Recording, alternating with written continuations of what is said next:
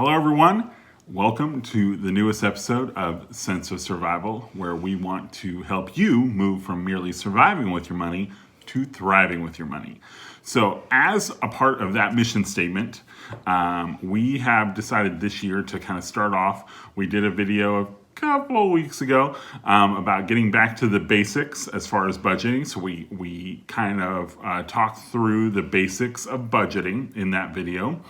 And so this week we thought we would continue with the newest video of walking through the baby steps. So you guys may or may not be familiar with Dave Ramsey, but that's who we have followed and have put his plan into place in our lives, which is to, long story short, get out of debt, but then also plan for your retirement, save for kids' college, eventually pay off your house, etc.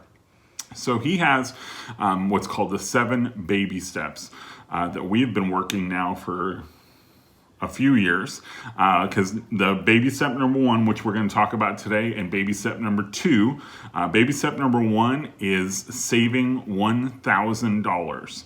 So that's called your baby emergency fund. So we'll get into that here in just a moment. And then baby step number 2 is your debt snowball, getting out of debt, taking all of your consumer debt, not including your mortgage, taking all of your consumer debt, ordering it smallest to largest as far as what the balance is, not by payment, but by balance, and then paying those debts off as fast as you can. Mm-hmm. So we'll explain that a little bit as well. But if you want to get us started off on baby step number 1, Tosh, talk about saving $1,000 in the emergency fund. So if you don't have $1,000 in a savings account, your first goal is to get there. So you need to stockpile cash. So as quickly as you can, get $1,000. The idea behind that is once you have $1,000, Murphy's Law kind of goes out of existence in your life, hopefully.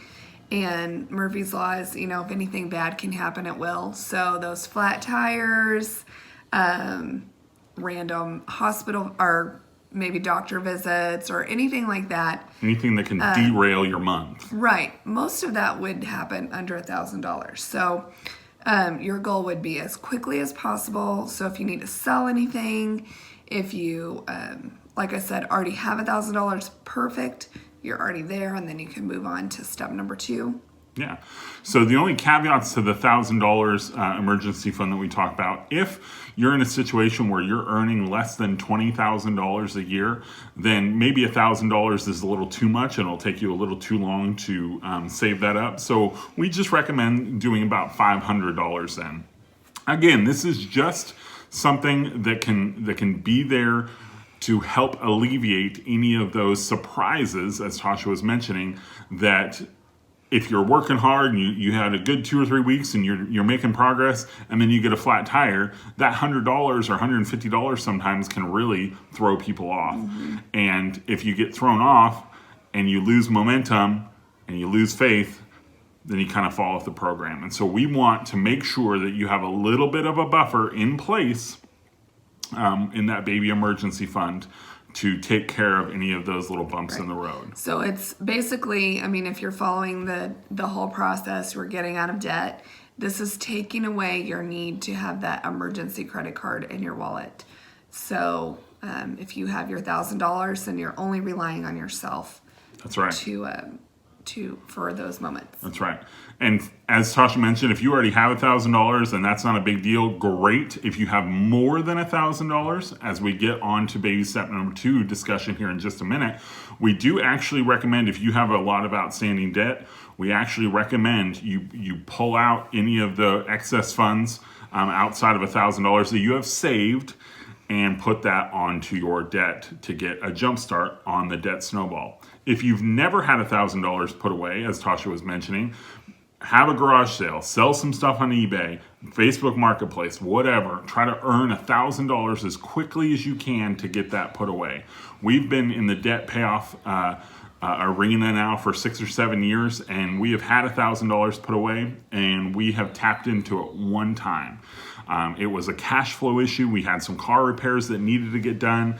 I negotiated a price down at the dealer or at the at the mechanic if I paid in cash. And so we didn't have the cash laying around in our checking account. We got paid that following couple days or something like that. And so we moved some money from our emergency fund into our own account so we could pull out cash and go that way. And then we replenished it, I think, the Monday or Tuesday after the weekend. So it was really quick, but that's a common thing we get a lot is when people say, there's no way I can survive with only $1,000 put away. Well, you know, we've done it so far, and we've cash flowed a lot of other emergencies that come up. Right. Because remember, as you get your budgeting process done, you're going to have every dollar in your budget assigned. Right. And so once you have an emergency, you may be able to move actual money around in your budget to cover that emergency without dipping into your emergency fund. So once you start managing your money and quit letting your money manage you, right, then you're going to be in a better situation when anything surprises you out of the, you know, if you do have a random car repair or anything that comes out of your ordinary expenses, you'll be able to cover that a little better. Yeah, and we see that constantly with people that are on their budget for the first time. They actually write down the numbers that they are responsible for each month before any of their frivolous spending gets in the way. And when they look at the number at the end of the month and see how much excess they have, it's shocking to them. And it happens all the time. And so you will be surprised that once you're on a budget, how many of those little bumps in the road you can navigate without ever touching that emergency fund. Mm-hmm. But once that's in place and you're ready to go, as soon as you can get that in place, like we said, as quickly as possible, you can get that $500, depending on your income, or $1,000 put away. Then you move on to baby step number 2. Right. And baby step number 2 is the debt snowball, paying off your debts, smallest to largest. So what does that mean? Well, that means you write down any consumer debt that you have, credit cards, car payments, payday loans, right. Student loans. Student loans. I hadn't yet, but I was getting there. And I say that, and you may go, well, that's not really consumer debt, but it's not. It is debt. So basically, when Anton's saying consumer debt, it's any debt outside of a mortgage. Right. So you don't include a mortgage payment or your mortgage debt in this list. Everything else that you owe money for goes in this list. Right. So you take those balances, smallest to largest. So you may have like a Home Depot card that has $300 on it, Lowe's card that's got $700 on it, a Citibank card that has $1,500 on it. You take all of those items, you know, your car payment, student loans included, and you order them smallest to largest. Now, in our case, when we first started this, I think we had a car note, a credit card, and then a bunch of student loans. And so the way we did it, some of Tasha's student loans were consolidated, some weren't. So if they were not consolidated, then that singular loan became one of the line items in our debt snowball. So when you order those smallest to largest, again, we're not accounting for interest in this case, because a lot of people would say, well, it just makes mathematical sense to pay off the ones that are higher interest first. Well, that may be true, but if we were using math to begin with, we wouldn't have borrowed money at 15% interest. Yeah.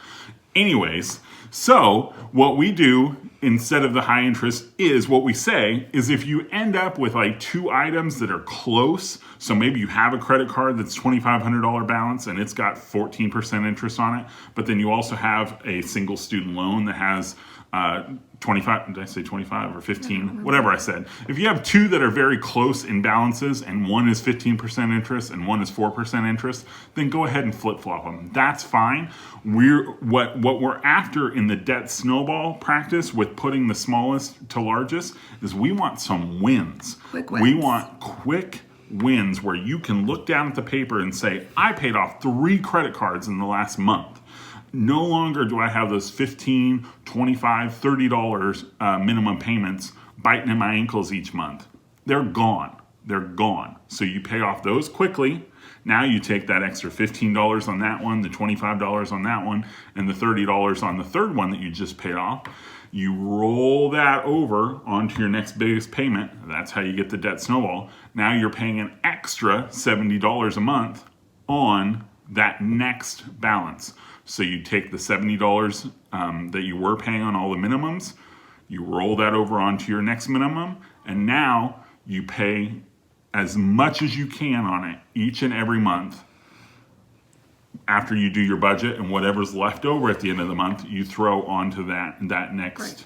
So if you're tracking what Anton's saying, and it can get really confusing, and sometimes there's a lot of words in that explanation, but you're going to start with a little snowball. So you're paying your minimum balances on every debt, and then the smallest debt, you're throwing all your extra money onto that, and then once that's paid off, you move all the money you were putting on that debt up to the next one. So your snowball gets a little bigger. And then when that one's paid off, you move all that money up to the next one. So eventually you have a really large snowball that you're throwing at your biggest debts. Yeah, so your minimum payments on that one debt becomes bigger and bigger and bigger each time you roll over. And then you can really start making some huge progress and start paying those things off quick. Yeah. So as you going, the reason we want you to do it that way is, like we said, quick wins. That's going to give you some momentum. That's going to give you the feeling of accomplishment and that you're doing something and that you're making progress, because that is just going to encourage you to keep going, keep pushing, and keep trying harder. We have been in this mode now for quite a few years, longer than I like to admit every once in a while. But we had a big pot to start with when we started with student loans and cards and stuff like that. So you may be in that spot too. And I just want to say, keep going, keep pushing, start today. It's not too late if you haven't started yet. There's no better day than today to begin starting and making a better life for you. I can tell you from our experience that doing that really helped our marriage. It helped our communication because we didn't have as many things. The debt was still there. It was still hanging over our head as far as it was a big number we had to pay off. But once we had a plan and we had an attack strategy, when we were ready to go, it became a whole lot easier for us to manage. Mm-hmm. Would you agree? Yep. I'm still not always easy to manage. No. But I try to be better. So that's what we're encouraging you to do. Baby step number 1 is save that $1,000 as quickly as possible. Baby step number 2 is to order your debts, smallest to largest, on the debt snowball. Pay only the minimums on everything except the smallest debt. Pay that off as quickly as you can. Throw any extra money you can at it. If you have leftover money from saving your emergency fund, it can go on there. And that's also where we were talking, if you have more saved up than just the $1,000, if you back that account down to just the $1,000, you throw that excess on those first few debts. Mm-hmm. And that can really get you going, because what we're trying to prevent you from doing by giving you these baby steps is we're trying to prevent you from doing a little bit here, a little bit here, and a little bit over here, and never being fully focused on one step that you're on. If our concentration is spread too thin, then we don't ever get anything done well. Mm-hmm. So by focusing you on these baby steps, that allows you the opportunity to sit down, knock something out, get a win, move on to the next, get a win, get a win, get a win. So it feels like you're making progress and accomplishing things. So that's what our goal is for you. That's what we're here for as your financial coach here on the YouTube or Facebook video that you're watching. So if you have any questions or need some encouragement, make sure to like, comment, and subscribe on this video. Leave a comment below, ask questions. That's what we're here for. We want to encourage you on this debt-free journey that you are taking. Up next is, what did Anton buy? So, Tony Stark, Iron Man, right before, spoiler alert, he snaps. Tasha, do you love it? I do. This is one of the purchases. This is one of the few purchases that she actually really liked. So that was good. Awesome. All right. Thank you all for watching. We'll have another video, we promise, next week on baby step number 3. So once you're out of debt, what does that look like? What do you do next? That's what we're going to talk about next week. Thanks for all watching. Have a great day.